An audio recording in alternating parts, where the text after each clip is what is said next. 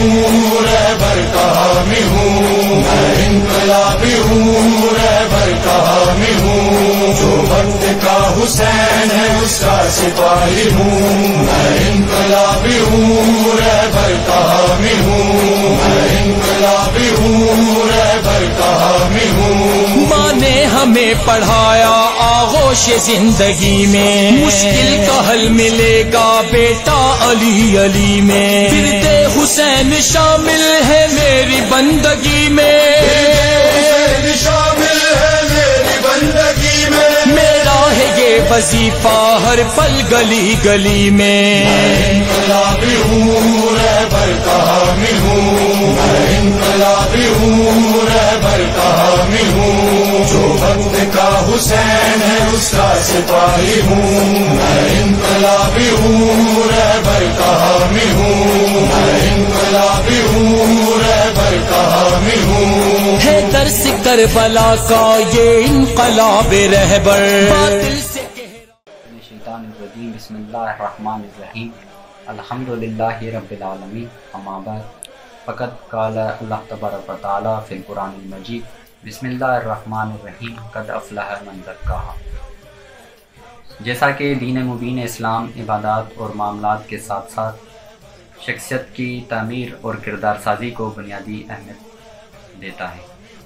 اسیگریا students organization Pakistan بھی گزشتہ 5 دہائیوں سے نوجوانوں کی تعلیم و تربیت میں مصروف عمل ہے۔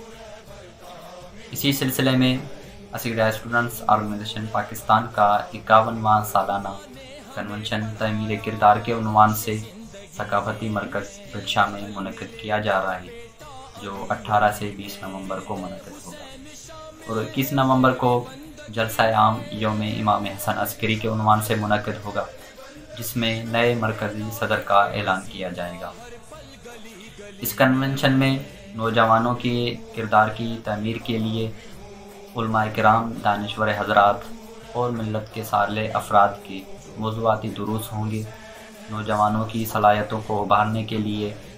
تقریری، مدرسین، حسن کرت اور مضمون نویسی کے مقابلہ جات ہیں، اور تنظیم کی سالانہ کارکردگی رپورٹ یونٹ، اضلاع، ڈویژن، یونیورسٹیز اور مرکز کی پیش کی جائیں گی۔ اس کنونشن میں سائنسی معلومات اور نالج کے لیے ایجوکیشنل کانفرنس اور سائنس ایگزیبیشن کا انعقاد بھی کیا جا رہا ہے، تاکہ نوجوان اپنی